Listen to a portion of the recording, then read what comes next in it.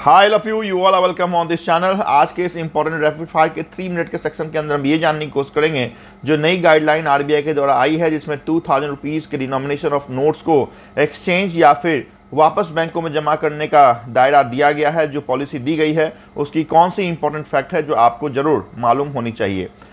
तो आप जाने कि जो भी नवंबर 2016 से इस 2000 रुपीज़ के डिनोमिनेशन की शुरुआत हुई थी, उसमें लगभग 89% जो डिनोमिनेशन है वो ऑलरेडी बैंकों के पास रोल बैक हो चुके हैं। 10.8% और आप ये कह सकते हैं कि overall 11% of 2000 rupees denomination of note ये मार्केट में है, जिसको जमा करने की एक डेडलाइन दी गई है clean note policy of RBI के तहत। और ये कहा गया है आपके कस्टमर्स को, जो भी सिटीजन हैं, कि उनके पास अगर 2000 रुपीज़ नोट हैं तो 30 सितंबर 2023 से पहले वो पैसे आपको बैंकों के पास जमा या एक्सचेंज करके ले लेने हैं एज ऑन डेट। और आप ये कह सकते हैं कि 30 सितंबर से पहले ये 2000 रुपीज़ के नोट एक लीगल टेंडर हैं जो मार्केट में एप्लीकेबल रहेंगे। जैसे डिमोनेटाइजेशन में आपकी 500 और 1000 रुपीज़ के जो नोट थे उसकी वैल्यू 0 हो गई थी, है ना, लीगल टेंडर नहीं रह गया था।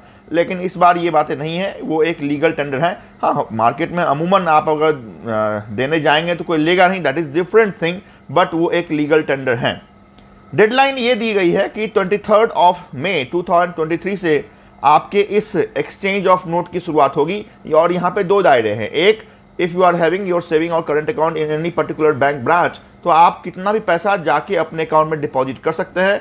और अगर आपके अकाउंट नहीं है या फिर आपके अकाउंट उस बैंक में नहीं है, आप वॉकिंग किसी बैंक में जा रहे हैं, तो एक्सचेंज करने की जो बातें हैं कि आप ये पैसा दें और उसके बदले में आपको पैसा मिलेगा, उसकी जो पॉलिसी है वो 20,000 रुपीज़ तक ही एप्लीकेबल है, जिसके एवज में आपको एक एनेक्स्टर फॉर्म भरना पड़ेगा और पर डे 20,000 रुपीज़ तक आप एक्सचेंज कर सकते हैं।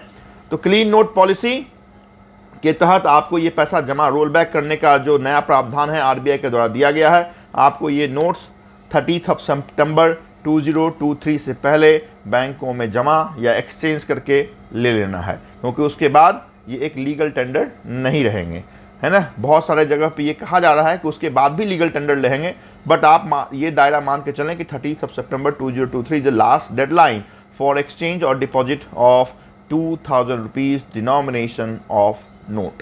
Thank you so much for watching this important video.